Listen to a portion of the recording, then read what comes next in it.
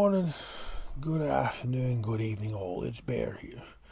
And I'd like to welcome you to my YouTube channel, A Box With No Lid. A channel dedicated to working with, creating understandings and bringing awareness to the day-to-day realities that complex trauma creates. Now in the first few videos, we started to go through identifying some of the areas of resources we can create and how we can create a more supportive environment.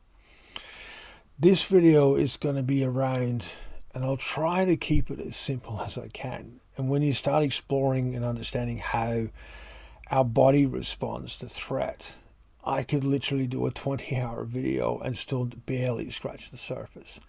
So please be patient. I will try to keep this as generalized and as basic as I can, because there are so many tangents of details. But to have a basic overview of a human's physiology around threat response is not much has changed from the days when we were hunter-gatherers. Most of our threat response is purely there to improve our survivability until help arrives, until our community arrives.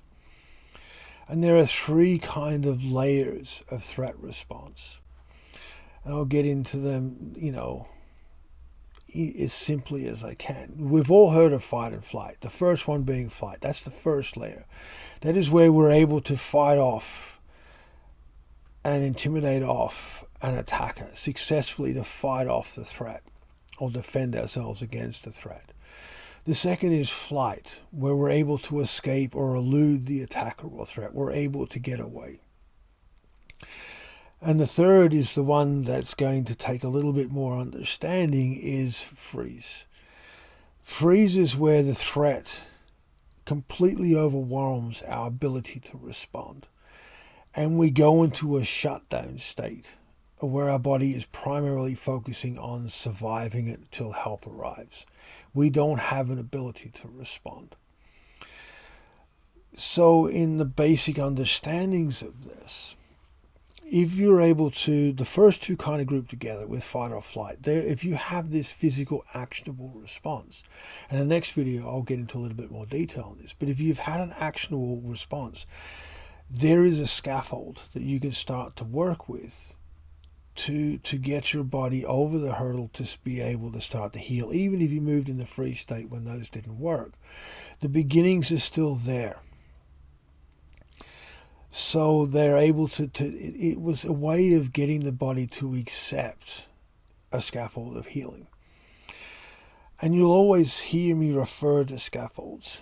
And it's like if you're doing modifications, repairing or building a building, we use scaffolds to add structure, to add support until the building can support itself. It's much the same for us. We need to add structure to our physiology, to our nervous system, and to our body and being, until we're able to support ourselves, to get over these hurdles. And that scaffold is not something that can just arbitrarily be thrown in. It needs to be tailor-made to each individual. And this is where things start to get a little complicated. Is because when you're looking at understanding trauma scaffolds and trauma healing scaffolds, you need to understand epigenetics. You need to understand what you've inherited as an aspect of perception and response. And I will get into much more detail of this in future videos.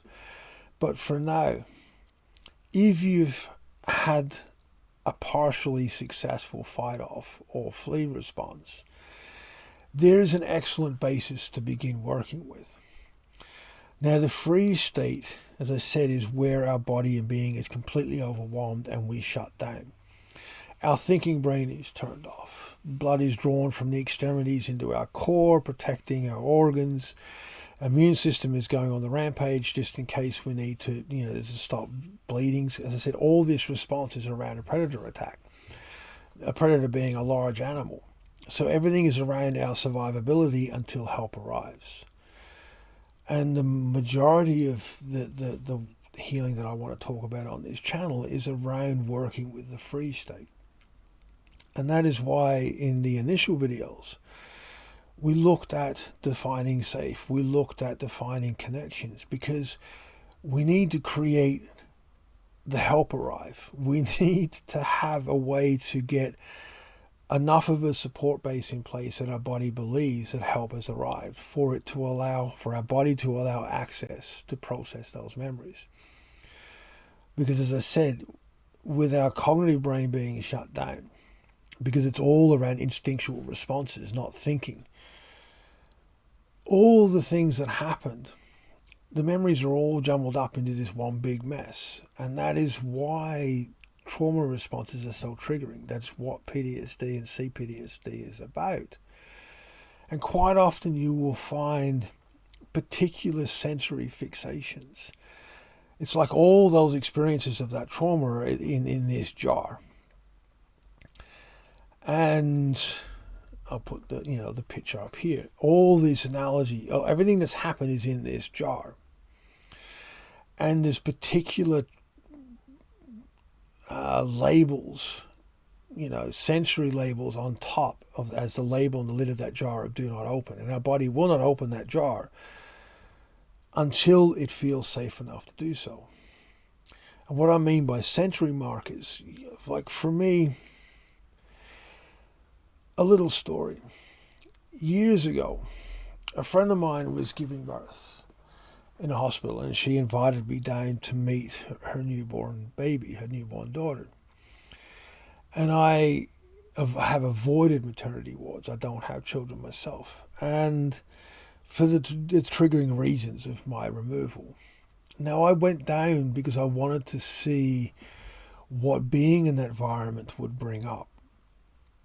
I wanted to see the different smells and the environment of what it would actually bring up.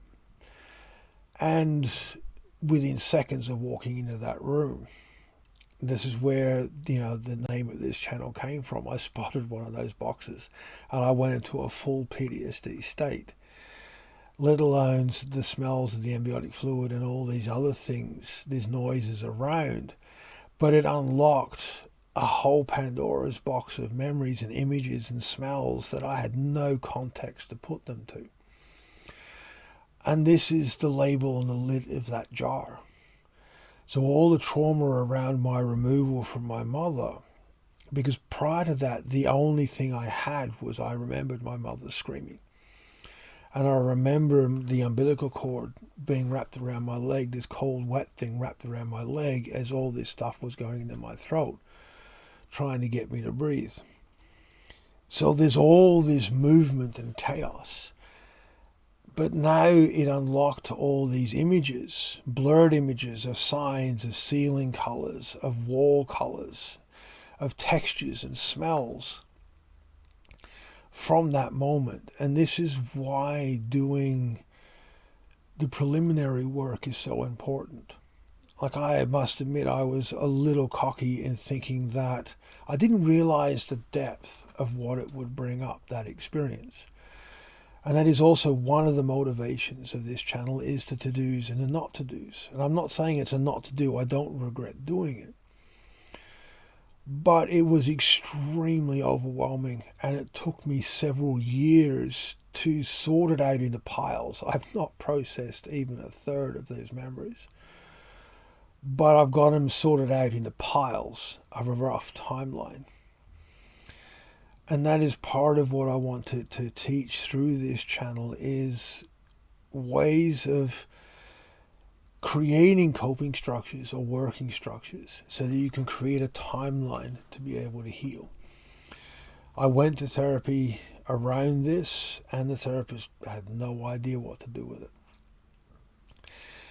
Because psychology teaches that infants do not remember. I remember being born, and I've met a lot of adoptees that have the same thing. And when the science says that's not possible, it makes it a real challenge to put into context what you've experienced and how to get the help that you need to heal. Our body is an amazing being. It has an unbelievable capacity. And we need to understand its complexities, especially when we're looking at healing. Now, the next video, I'm gonna go back to this, but we're gonna start to go into creating the piles of things, of what happened, so that you can start to begin to create a scaffold. Start to gather the information you're going to need to create a scaffold that can support your healing. But again, I'll quickly go back into that of fight. You know, if you are able to fight off an attacker or the threat. Flight is if you're able to evade or elude or escape from the threat. And the freeze state is where it completely overwhelms, your body shuts down, and you're primarily focusing on survival. Please keep these in mind when we go into the next video, because I'm going to start to get into a little bit more detail of where to begin in working with this. And as I said, this is hugely complex. I could do a 20-hour video just on this stuff and still not barely scratch the surface. But as always, please be kind, please be gentle with yourself, please be supportive with yourself, please take the time with this. You are worth the investment in this healing journey. You are worth the time of putting to this, to be able to do this in a way that is not completely overwhelming. So as I said, be kind and gentle, and I'll see you next time. Hope.